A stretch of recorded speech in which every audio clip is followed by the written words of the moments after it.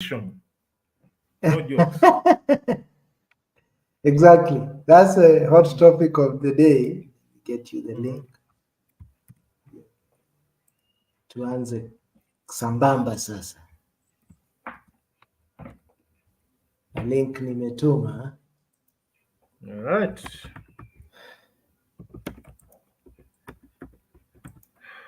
So it has been quite an awakening by our younger brothers and sisters. Mhm. Let me just Yes. episode number 70. Man. Hmm. Yeah, Man. kulikuwa Man. Rick hapo. Yes, Yes, here we are. Here we are. We've missed. Is it 2 Saturdays? Because kulikuwa ile Two minutes Saturday nilikuwa totally, nafika. but we are back. We are back. We are back. We are back. We are back. Even the internet, I think, was not so good in that hotel. Hmm. I think next time when I travel, I think it's just to be on the safe side. I'll probably be getting bundles Hmm. because I couldn't even do the jazz space on the No. Sunday. Yeah, Okay. The I internet was mean, that bad. I mean, you couldn't tell if it was bad Hmm. necessarily if you're doing, your typical email, basic browsing, your YouTube. YouTube, even when the internet is not bad, what they have done is in many locations, Hmm. almost everywhere in the world, they have put a caching server. Hmm. So if you remember, even when we had fiber cuts, people will still do YouTube. Yeah. For some These reason, guys YouTube are was working. well, Hmm. YouTube was working, but typically when you have this sort of real life, real time Hmm. use of the internet where you have to do something like a So live, space. live, live streaming becomes some sort of a challenge. Yeah, yeah, yeah. I don't know if it's the general thing there. I don't think so. I think it was just in the hotel. They probably might have Hmm. limited quite a bit. So we were treated to quite a spectacle. The so-called Hmm. honorable members were dishonorably and unceremoniously flushed out of their so-called chambers, and they had to flee for safety. Hmm. When individuals, a large chunk of them, the age of their sons and daughters, paid them a very dramatic visit. This was it last week, Last week, Tuesday, Thursday? That's when it was more dramatic. The banning, was it on a Tuesday actually? Tuesday is when this gentleman decided to pay an unannounced. I think it was they said they would storm Parliament. I think so. They paid a visit, and unfortunately, the energy was so high. The honourable members could not honor the visit, and they had to excuse themselves in a very unceremonious manner, scampering like changa drinkers at the sight of a blue Land Cruiser. Hmm. So it tells you What do that you think when. led to this? What do you think led to Just give this? me a few seconds. Give me a few seconds. Okay. You're saying? What do you think led to this? I Uh, mean, we've had mandamanos and protests. They have tended to be fairly destructive. We've not necessarily seen. I think even after the storming of the parliament, the mm, subsequent mandamano were also quite destructive. I mean, we saw a number of buildings that got burned. During the parliament storming, also, I think there was a fire at the city hall, there was a fire at Uganda House. I don't know, you've been to town since then. No. Would be good to know and see how destructive that was. I think Sunbeam, I saw Sunbeam was also on fire. And there's another road, I think, on Moy Avenue that also was burned.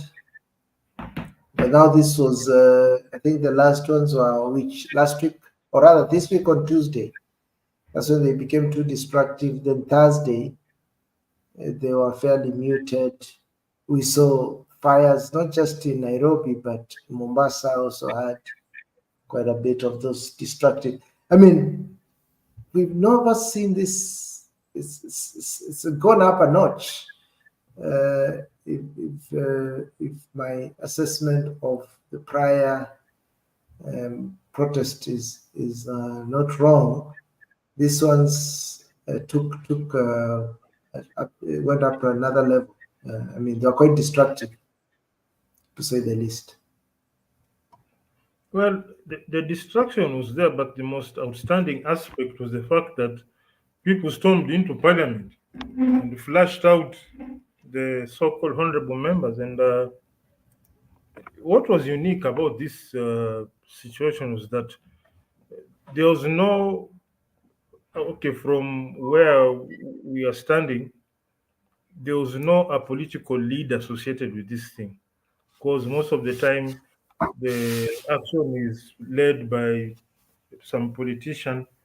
It fires up, gets to peak level, then we hear there are negotiations going on. Then after negotiations, everything just fizzles out. But this one, I think, uh, somebody would say to some extent, the Gen Z ended up losing based on the outcome of the space. But I think even the victory is the shock effect it caused. It was a very rude awakening for members of the political class who thought that if you barricade yourself inside parliament, you are okay. But this time, uh, yeah, people are storming in, and what made it so strange is that they were unarmed. And what I saw in the videos, those guys would shoot, they will hit some, would kill some. But when there were shots being fired, these guys would lie down. They won't retreat, they just lie down. The moment you try to reload is when they start charging forward. That means after 3 or 4 cycles of shooting and reloading, you're out of ammo. So these guys literally ran out of ammunition. And if you look at the shooting efficiency, I don't know. I don't think these guys went to any meaningful target practice because they shot people, they killed people, but a very huge number still got through. And also, I would not expect sharpshooters at parliament. What are they doing there? So these guys overwhelmed them, they overran them, and the MPs flung out.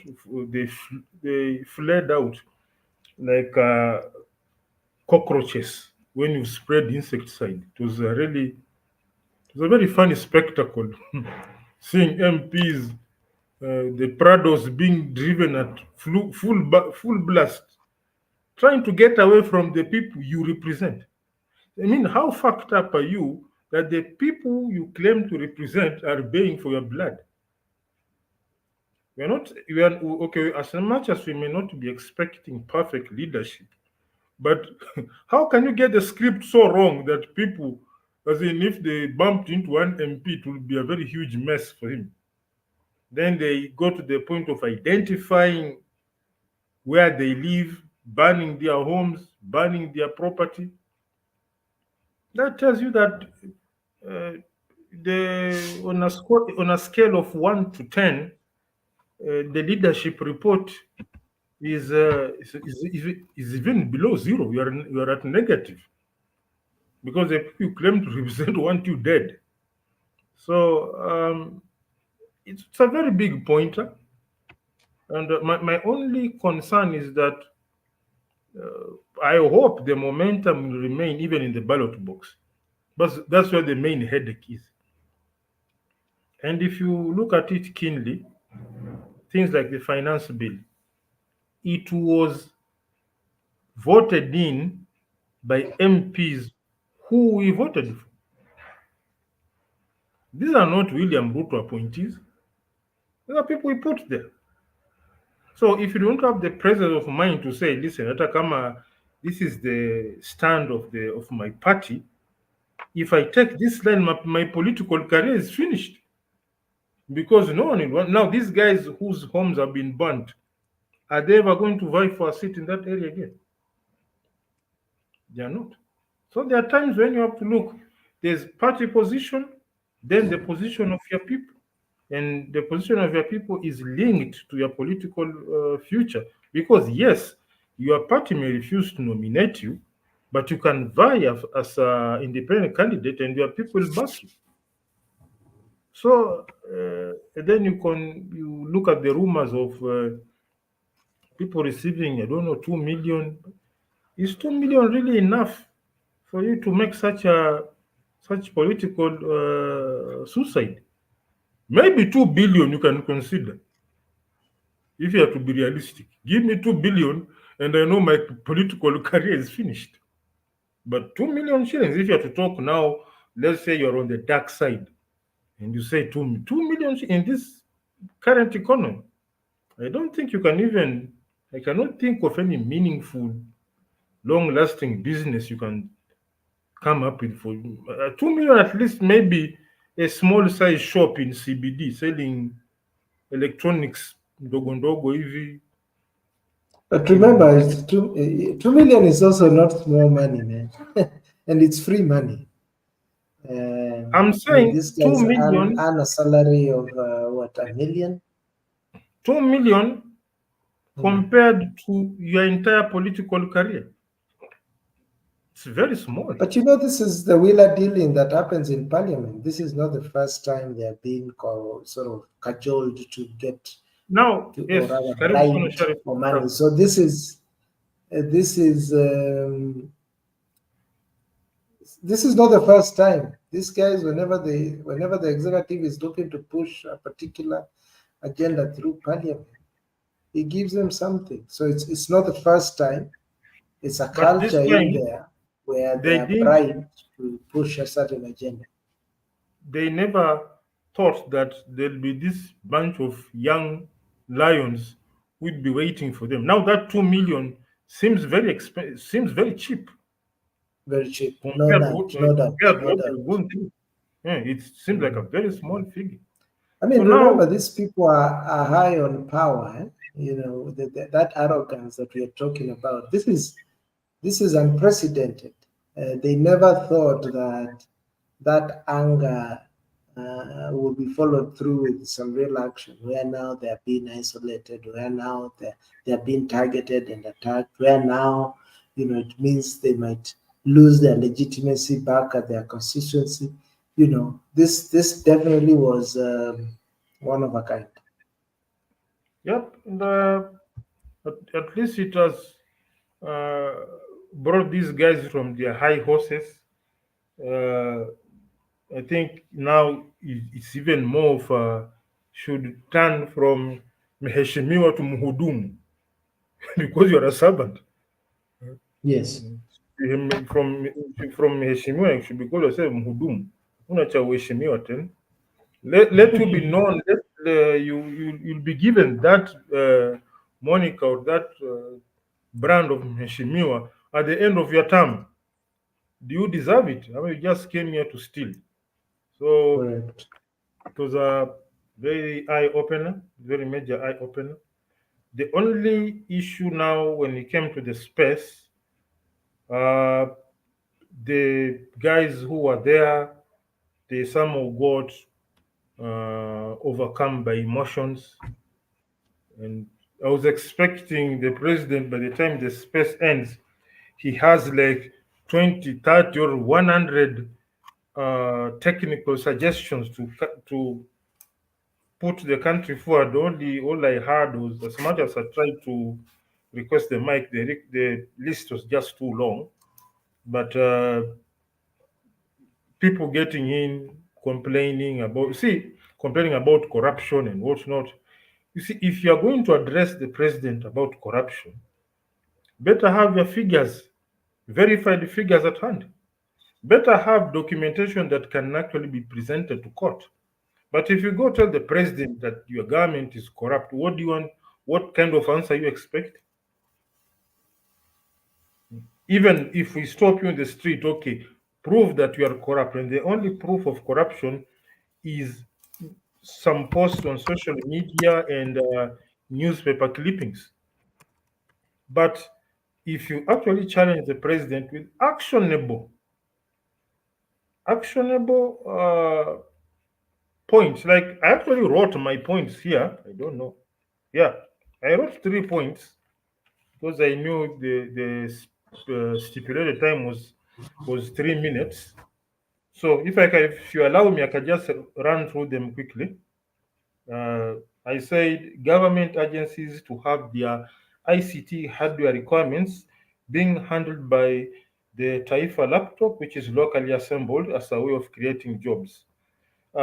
Trucks traveling between Mombasa and Nairobi to be ferried by train, the SGR train, to reduce the import of spares arising from the reduced wear and tear of the vehicles, plus also reduced fuel volume. This one is tailor-made to reduce import volume and strengthen the shilling. Then building of a landfill gas plant at the Dandora and Makirungi dump site to collect and process methane gas to reduce our cooking gas imports. Again, dollar strengthening tactics. Now, these are things that because a dump site is already there, SGR is there, the Taifa laptop is there. You can actually ask for a timeline and say, okay, tumefika happy. Let's start with the quick win. Do we have all agencies made orders for these laptops? How many laptops has each agency ordered for? And what is the total order? And how many jobs does it convert to? Now, these are things you can actually say, haya, bwana president, huu ni mwezi wa pili, hebu tupatie data on orders made from Kenya Railways, KPA, Kenya Maritime Authority, whatnot, KCC, National Bank, all these. How many laptops of the Taif have they ordered? And what is the projected increment in increment in jobs that will come out of? Now, those are figures you can talk of. When you talk of the track on 10 project, this is simply a matter of building a ramp. One ramp at Miritini, another ramp up at Mbakasi. Tumefika. Because our ramps, the train is there, the railway line is there, work a ramp. And what I know, I'm not an expert in economy. The moment you say you are building a ramp and you start quoting the expected drop in import volume of spares and reduction in diesel consumption, the shilling starts gaining because the beauty of the exchange rate is speculation driven. No, I agree. I mean, I think you put in a lot of faith in these people. Yeah? And I think you put in a lot of faith expecting them to have very rational questions. Now, let's take a step back. This is the first time ever he's doing an X space, trying to engage with the so-called youth of the Gen Zs. We've seen how they engage online, very rational, very emotionally driven. So I did not have such high expectation in their level of engagement. Nonetheless, I think the president was quite gracious, quite patient, quite magnanimous with them. He allowed them. Even at times they would say, no, I have one more question. And somebody would unload his entire household on him. I mean, without having, sort of the awareness to know, one, who you're engaging with, two, he has very limited time. This is not your Father Christmas moment here where you give your entire Christmas list. Be very direct. Have at least your top 3 most important items. Now they could even be scaled down to 1 or 2. But if you have that opportunity, it's just your top 3, but not every time you want to give everything that you can think of, It's and not a think therapy that session. yes, I mean, to some degree it was, and I think the president knew very well that it was, because that's why he was very patient with them and let them speak. Because I think to some degree all they wanted is to have that space to just mouth off whatever they want to mouth off, but not substantive engagement, which from there you can be able to move. But nonetheless, I credit him for having taken that step, and whatever benefit that had, let it, it was there for that. And I think the best, what we've seen, as you've mentioned earlier, as much as some people might say uh, it's like the president won, the Gen Zs do won. I think there's a lot that has been gained out of these protests. I think now many of these ministers, although I'm seeing a few coming up still in their old ways, I've known that now they're on the spotlight. That That now they need to be accountable to the people. I just saw another, I read another tweet, I think it was from the Minister of Sports, Ababu Nabwana, saying that now there will be no joyriders going to Paris. Now, first of all, there shouldn't have been any joyriders. And two, him actually making that assessment shows he was the one pushing for those. Maybe, and I hear he would bring maybe Tom, Dick, and Harry, maybe in his family, his numerous mistresses, to enjoy some of those government travels. But he was saying now this will be a leaner group. It will only be the athletes together with key personnel that will be going to Paris for the Olympics. So one, there's now a realization, yes, we need to be more prudent. Two, we need to project what we are saying. So, or they are not as careless as they used to be, where they would flaunt and just pick and talk so carelessly and flaunt their luxurious lives, and all on our dime, not on their dime, on our dime. So I think there's definitely, despite being a small movement, there is a movement forward in the positive direction. So that's what I would say. If I look at this whole situation that has happened in the last 3 or so weeks, in total, you take in everything, you remove everything, it's a win. It's a win for Kenya. yeah, of course, you can actually see that that fabric of mystique has now been shredded. That mystique of Yes, that's true. Kiongozi Mkubwa, see Kiongozi Mhesh. that one has been torn to shreds. That Mhesh and whatnot, we were giving that to you, knowing that you are the guys who are the top thinkers of this republic. We are relying on you. We want you, as I normally say, we want you to be as comfortable as possible. Ride on those SUVs. We'll clear the road for you so that you get to work on time. Put those great minds to use and make things well for us. But it came out that these guys are receiving packs for nothing. It does not add up, and it actually exploded. And there was a time former President Uhuru Kenyatta said that this youth is a ticking time bomb, and the bomb went off in a dramatic manner. Uh, like any, I will not call this a revolution, but with any kind of brazen move like this one, uh, there are going to be losses. So we just want to say condolences to those who lost their loved ones. You see, out there in the field, the adrenaline is high. But when everything cools down and families come to identify bodies of their loved ones, is when the reality dawns on you that this thing, there are people who paid the ultimate price for it. There are people who lost their lives. It's not even line of duty. You can't say it was a line of duty because they never went to fight. They just went to demonstrate, and they ended up being taken out in a very brutal way.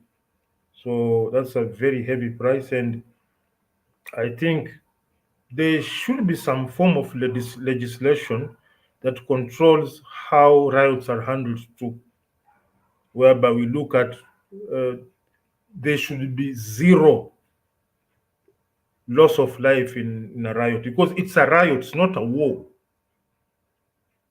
This is not a combat situation. So there should be No, some and then apart from yeah, legislations, there should be some guidelines to the police, because you can say you are passing a legislation, but where is the training? Where's the yeah, training? So there should be a I yeah. think there should be these two should go hand in hand: the legislation and the training. Also, change of materials. I should think of something more rubberish, plastic, sort of a wooden club that you can actually end someone's life or cause some serious injuries. I would go for some mixture of plastic, rubber, baton that will limit damage to superficial. At most, just some bit of discomfort and a scratch to deter you if you are dealing with the real, like rioters, kitu kama hiyo. Something that when it impacts the body, there's zero chance of internal damage. Some just to deter. And there should be no live bullets in a riot.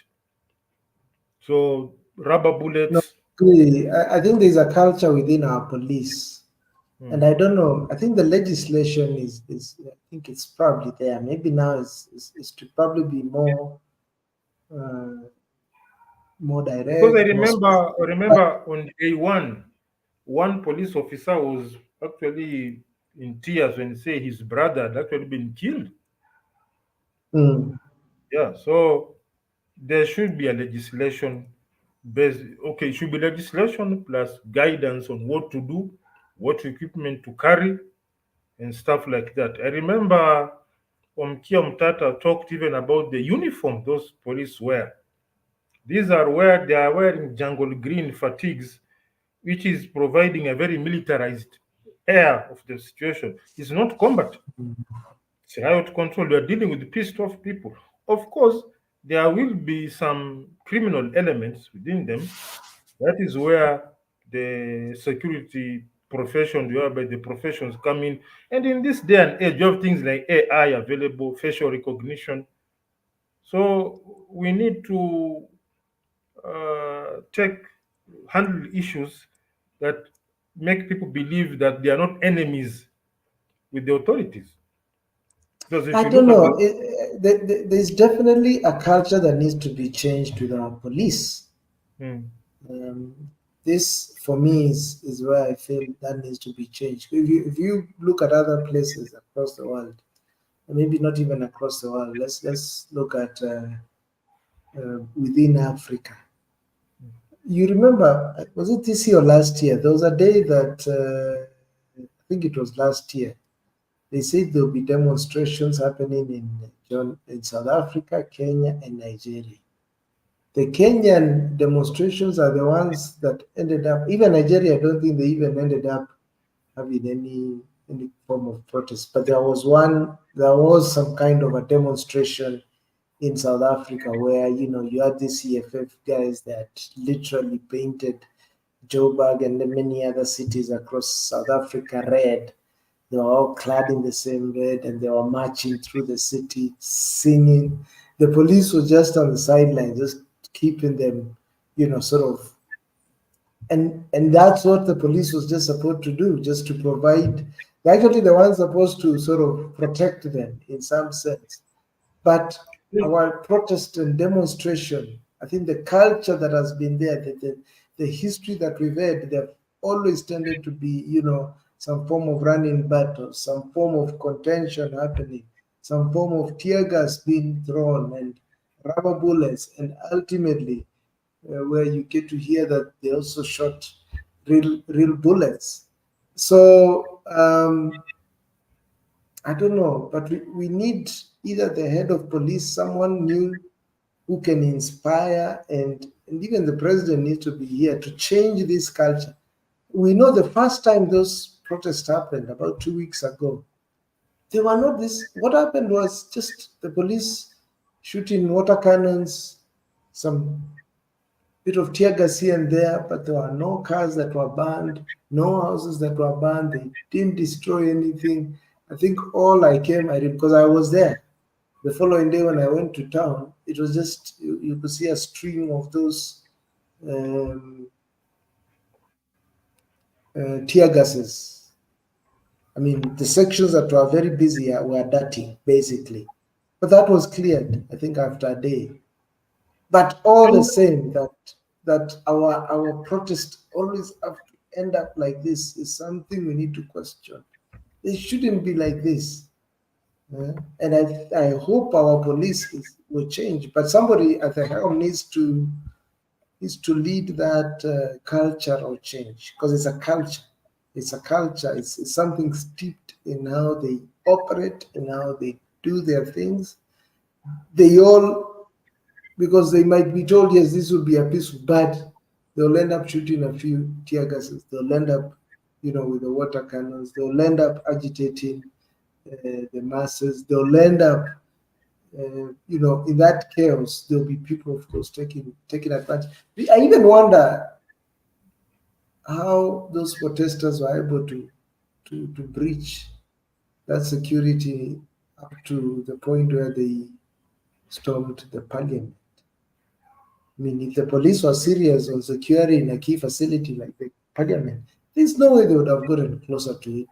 They just need to put those barricades, and those guys won't be anywhere close. So I do feel there was either a breach, maybe intentional or not so intentional, that led to or that. even there was even what we call construction standards for the fence.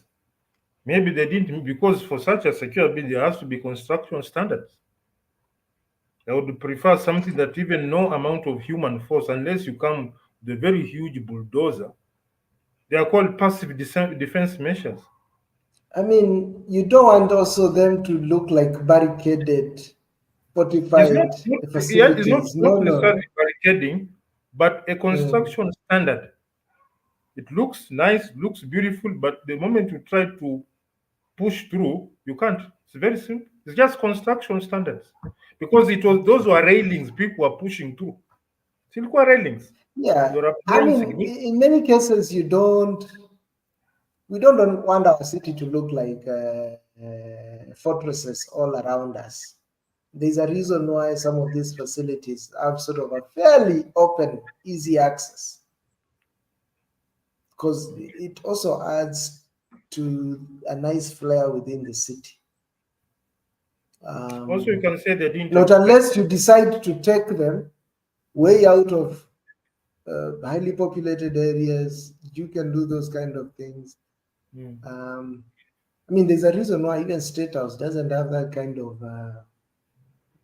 fence. It's you can see through the fence. Actually, before you remember, even I think State House didn't have that fence that was there. I think this was something that came in. I think must have come in with Kibaki at right after the post-election crisis, but he never used to be there. Yeah. So I mean, we want to all imagine we are a civilized nation. We want to all And then imagine that we also, live by the why law. uh, Yeah. you can say, why would you lead the country in such a way that a significant chunk of your valuable population, that is the youth, are so pissed off with you? Yeah. What will you be doing that's so bad that a very large chunk of specifically young people? So it's also leadership standards come into play. So it's a major wake up call. And what I can say is that let's see what 2027 waits for us. Although I was in another space, I think the space is still running. Uh, the youth are there's been a talk of having the proper presentation, such that the youth are actually thinking of forming their own political party, which doesn't look like a bad idea, because now we don't have any in the political class. I've never heard of any bill or any kind of motion put forward that you can say this one is very youth centric. That aspect Mhm. of identification, there's a lot of alienation, if I if I may put it that way. Because if there was some aspect of relation, would we have such an eruption? In fact, it would have been would have been nipped in the bud. But the fact that there's a very huge disconnect between the youth and the political class, that means the representation is practically non-existent. There were people who fronted themselves as youth. They created this facade for us, and but you know what happened? Yes, ended up doing their funny things. Look, our governor in Nairobi, you can consider him a youthful person, but his office ended up getting torched. If there was some aspect of correlation or some a very powerful linkage between their managerial, their leadership styles, if it resonated with the youth as much, would we have such a situation? Because if there's a resonation, they would have caught wind of it a long time ago and had a sit down. In fact, this space could have taken place in place of the Mandaman, because the dialogue channel is there. But if there's no dialogue channel, see, we will come to your house with the sticks. And then you have to run away. Then the president has to set up a space to cool things down, because I know before that space, if you happen to be somebody who voted yes and you bumped into youths on the street, it will be takula masaji kidogo hapo, team building. So, but then again, I think the bomb has erupted, and it's high time the change occurs, because if some of these things are not heeded, there's going to be another Mandaman, because these guys are not satisfied.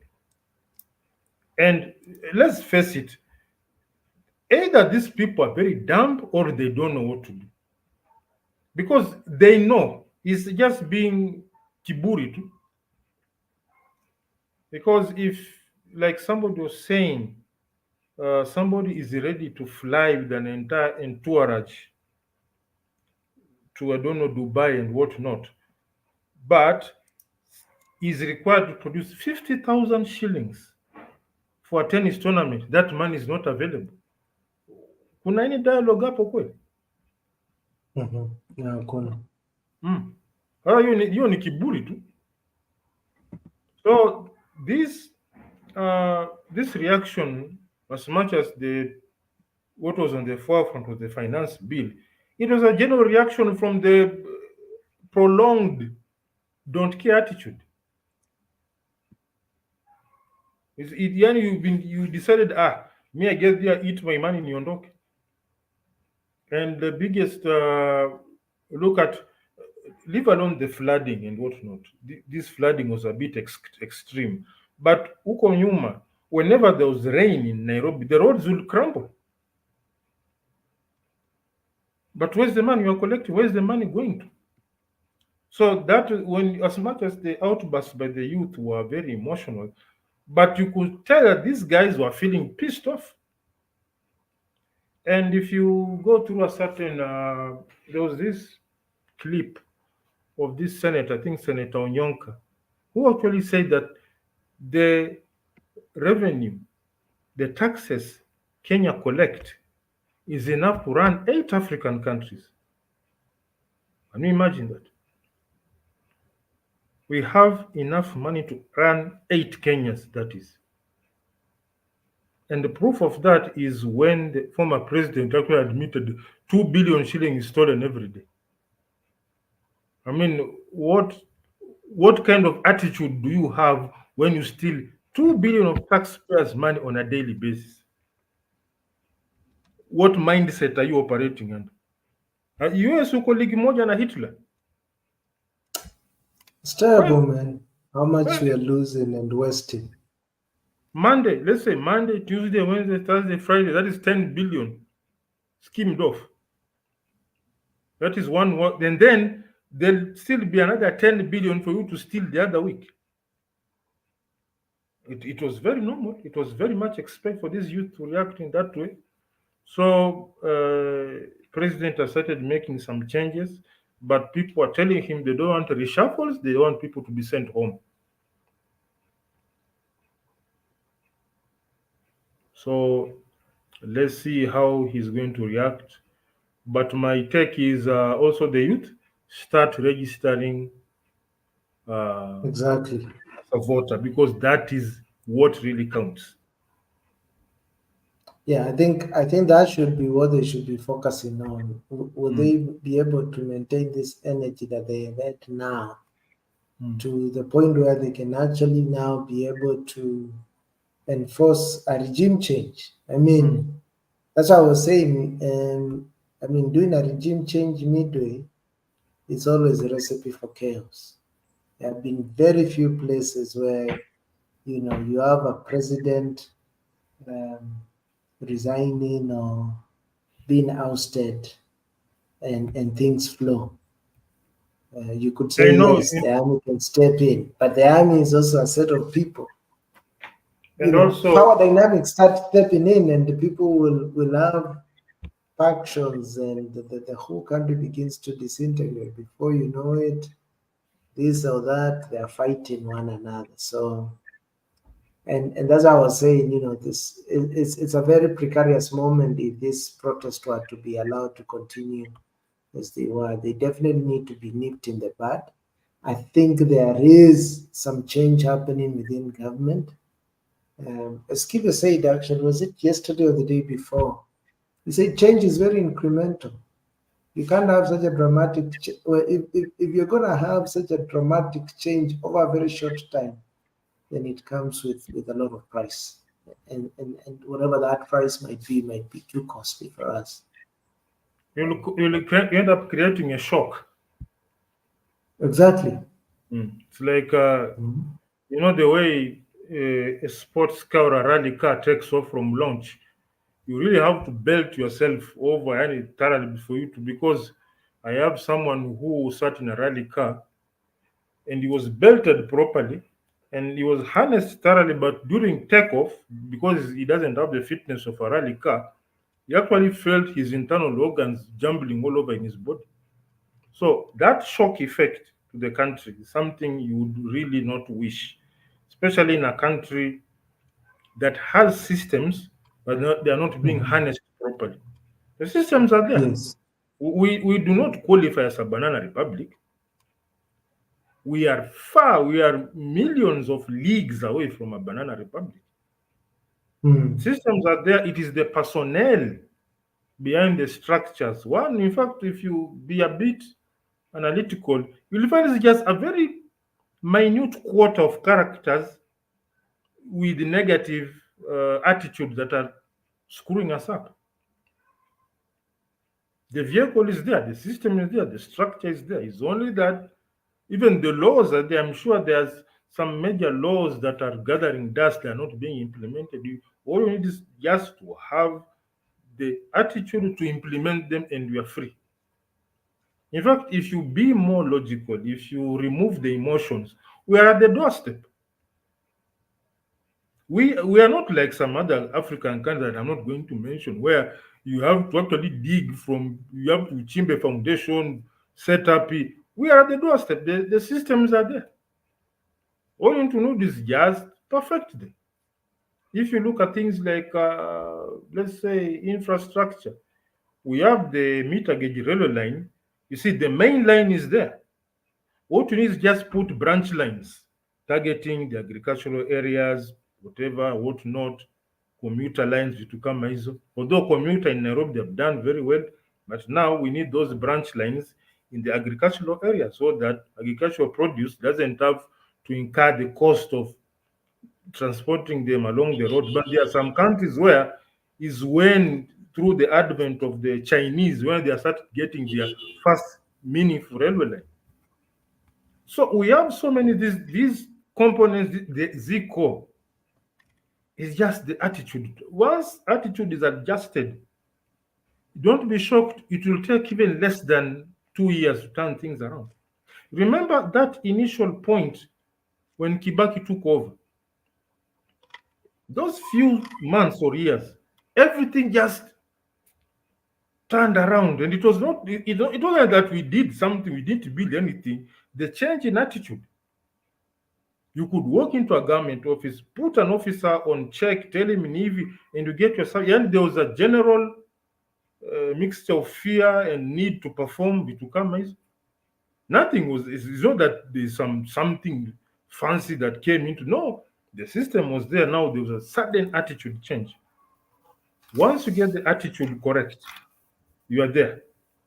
So prior to, contrary to what some media houses may say, or some emotional outbursts, we only have to adjust the attitude. We are there. You're correct. And that's exactly what I wanted to even ask the president. I didn't get the opportunity to. Because my point was this: I had also taken time to write it down. If you're approaching such kind of person, you don't want to start fumbling with your words. And I said, one, I'm very proud to be Kenyan. Kenya is a great country with an amazing people. Everywhere I look around, I see Kenya, and I'm proud because the Kenyan talent, the Kenyan expertise, the Kenyan mind has gone beyond our boundaries. It's almost in very key places. Now, when I come back home, as much as I'm very proud, there are still some areas of improvement. I'm driving up on a very prominent boulevard called Kenyatta Avenue. The road is elevated. One part is higher than the other. Drive down Haile Selassie. The big boulders that were there, I think, when they were trying to expand the road and also create a flyover, there's a pillar that is there that shows an unfinished road. The lower deck at Mombasa Road is still several years back after the expressway was done. It still hasn't been finished. There I still see quite a lot of construction happening. It's not been marked in places. I see increasingly potholes. You can imagine that Kenyatta Avenue, that section that leads to State House. I'm sure many of the dignitaries, visiting presidents and other, well-respected people in business and in other spheres of life globally pass through that road leading to the presidents. And I feel what we lack is a pride and a dignity in ourselves, enough to desire good things for ourselves. The president, it's a huge shame for him to be driving that road every so often, and with it being in that state. It's like me coming maybe you visit to my own house and find things are all strewn all over the place. That points to my state of mind, how disorganized I am, and the like. And it's the same thing. As you say, I think what Kenya needs is that software change, that attitude change. The minute you resolve that, because I think that's a foundation, and I see it here in Rwanda more prominent. I see people who have a pride in themselves. I see people who have dignity. I see people who desire, if they're given a task, one, they want to do it as good as everyone else, want to be a pride for themselves and for others, particularly if they have to put themselves out there in the world. And we lack that. Yeah? People will, of course, be just doing things either to advance themselves personally and not consider everyone else. Because that greed now is what we see everywhere. The Murkomans, instead of desiring to do a good road. And I'm sure if the president will say, okay, let's see all the roads that have been unfinished. Let's see which ones we need to prioritize. That intentionality, and as we say, with the Kibaki era, it was once this Kibaki came in, immediately that software switch happened. It's like we got an upgrade. Yeah? We discarded all the bugs. And you walk into a government agency, you can see everyone to perform. Somebody asks you, umehudumiwa, uko sawa, kila kitu sawa. Everyone wants to be putting your best foot forward. Exactly. As in, you don't want to be the guy who messed up. As in, no one, you don't want to be seen as things were running well, alafu huyu ndo akaharibu. So everyone was in their Exactly. A game, and it was attitude based, not intimidation, because they were Not saying intimidation. mwamko mpya. So And people were really pushing hard. and that's why I'm saying the president is not being a good example. If he was, that level of intentionality where you don't overlook the small things, that level of elevating the dignity, because I see it here, and it cascades down to everyone because they see it with their top man. Once they see it reflected in him, then they want to have the same.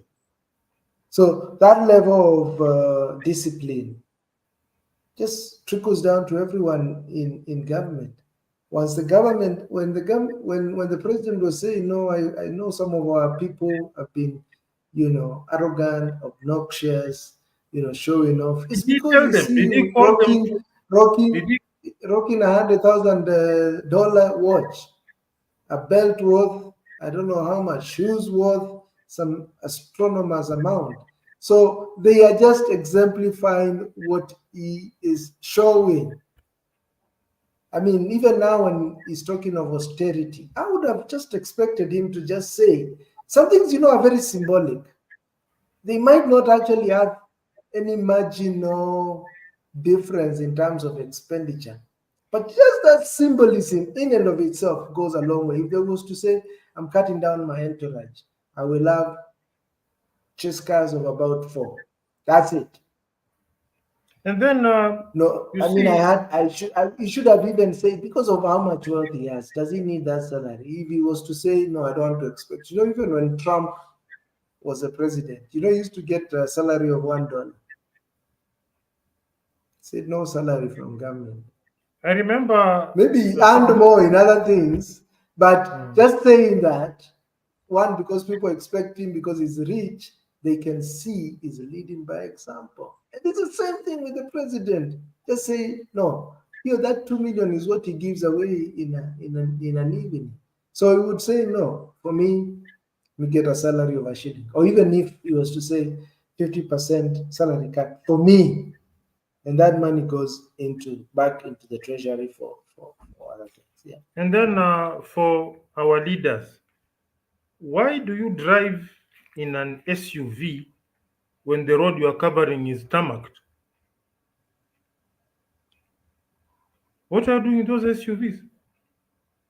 Those are for uneven road surface, but you're operating from your house in Karen to your office, wherever your office is, your ministry, like 4 or 5 high, what we call high ground clearance vehicles, sirens blaring all over, flags and kila kitu, traffic is pulled to a side. Why don't you use a normal vehicle? And now, if there's a traffic jam, now use it as a challenge to make the traffic system within Nairobi better. And these are the things that the president should be calling people out on, his fellow leaders. Tell him, listen, I've been walking around Nairobi, the city is generally dirty. You call out the governor. Exactly. And you put a memo from central government to county government of Nairobi, we are not pleased with the city conditions. That hiyo itachangamsha watu. Na Number two, unajua hii we are not example happy. ndio inakuwa go Yes. on. No, go on. Like that you can make a public pronouncement, then write a memo, and that memo should be also on public domain that the central government is not happy with the state of the city. The central government is not happy with the fact that citizens walking around the towns get harassed by these street urchins and chokoras. They are not happy with the state of the transport system. Call them to book. Because I'm sure Nairobi County has experts in transport, has experts in planning. Where is the plan? And have the way that used to do, Vladimir Putin used to do, have public meetings with them or air the meetings. What is your plan? You are now been governor for this number of years. What is going on? What percentage of households in Nairobi have clean drinking water, piped water? What is the plan on slum upgrade? So this will call people. When the moment Nairobi County starts farming up, other counties will also follow suit. As much as yes, we do have these commissions that sit down, but the word of the statement of the president is very powerful. A letter signed by the president person saying, I, as president of the republic, am personally not impressed by what I'm saying. And each time he does his That, visits, he looks for, he not just visit kwa ile inaitwaje for rallies, let him walk around whatever city or counties, go through the hospitals and be how come hospitali imejaa, what is going on with the disease prevention. As much as we're here to treat people, but how come we have so many sick people? So these Okumbuki are the, Magufuli used to do those things. Magufuli used to do that, and Magufuli would do that. What else? he will also, You would what also Magufuli see. used to do, yes, he visited hospitals, and what he did, there was a time there was to be a celebration for a certain holiday in Tanzania. He said he's canceling the celebration. The budget will be used to buy more beds for hospitals. Because he visited a certain hospital and he found people lying on the floor. So these are taxpayers.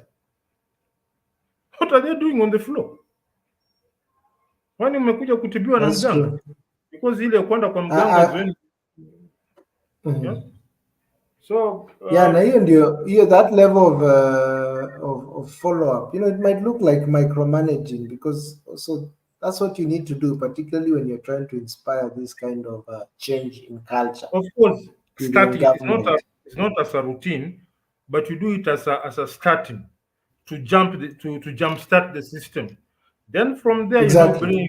you bring the protocols. Now because I've visited here, now I want a report every month, every 2 months on the situation. Can you imagine if one Sunday Mm, the president just says, "Oh, let's just do a drive around the city," mm, anaenda akiona vitu, unajua, akimulika Sakaja mm. just one time, Sakaja will be like that road. I mean, that's a Yeah, complete it's normal. negligible It's for normal me. like it's normal like if you happen to work in a big corporation. Then one day the chairman passes by your station, you may not be around. Then you're, hey, but the chairman alipita hapa, hey, Exactly. watu walikula msomo ile mbele bila chairman alikuwa hapa, asema is not happy. Sema who works here? That Na one ni has an kama effect. it's like a random spot checks. You will never Yes, announce them. And I yeah. understand even the big man, yes, does those kind of small things. Sometimes he can even run around like in the evening at night. Maybe hata anaweza panga watu wamelala, we nipitishe tu around. Let me look at things. You think of it as micromanagement, but that's what you need to do, at least as you're saying, in the initial time. Once the culture is in place, they'll be self-governing themselves. Hapa hata watakuwa wanaweza kuambia kitu, wao wenyewe watajua, sababu anajua mdosi anaweza panga kutembea anytime. Anytime. Like what the late CS for Education, Magoha. He just went at the Ministry of Education. He used to just visit the offices because I think he was there by 6. Then sit in somebody's cubicle. And some have been sitting in this cubicle is now past 8. Where is this person? Then the person, you just typical garment fashion strolling, umebeba gazeti yako, then you bump into CS. Ambia, ndugu yangu. Ndio unafika sahi. How? So this issue of yes, it may look like it may be micromanagement, but it is necessary to launching a vehicle from zero is normally difficult. But once you Exactly. gather momentum, it becomes a free flow. So I think 100%, it's up 100%. to the government now. Not even now. It's not even a government thing. This is a president thing because the president is the one who fashions the attitude. And when he said that, I know there are members of my team who are arrogant. Have you called them on their arrogance in national TV? Have you? Because even in their arrogance, they're receiving money. Their salary comes from what me and you get taxed from. We are like the directors of this organization. So this are why how come we had to call you to a space for you to admit we have arrogant people in your team? When did you recognize the arrogance? Because if there's a problem, you come on national TV. I've noticed that there are some members of this team are now looking at themselves as masters as opposed to servants of the people. That statement is enough to cause jitters, because now that person knows the president has his eyes on you. The same way, Exactly. the chairman of the company during an impromptu address will say, "I'm realized there are some sections this and this is happening," and you know that is your station. You're not being mentioned, but unajua wewe ni wewe, and everyone knows that is you. Utakesha kazini to streamline your station because it's not even HR has pointed you. The chairman has pointed you up. It's even worse than being called by HR. In the chairman, the person in charge of the system tells you that I've noticed ABCD. Now that is the attitude that president needs to do, to call out his people in public, because they are funded by taxpayers' money. We need to see performance. We need to see how come you find a hospital full of people. Number one, yes, why is there such a queue? Tayari you have problems paying our doctors. Yet you have someone walking around with bundles of money. And the doctors were crying recently here. And secondly, disease prevention. How come so many people are sick? What is causing sickness? These are the questions you should be asking your CS. And you give them targets. Exactly. By the end of this year, nataka a certain reduction on cases of this disease. Do what you need to do. And we've clocked 1 hour and 2 minutes of pure, unadulterated free flow Saturday.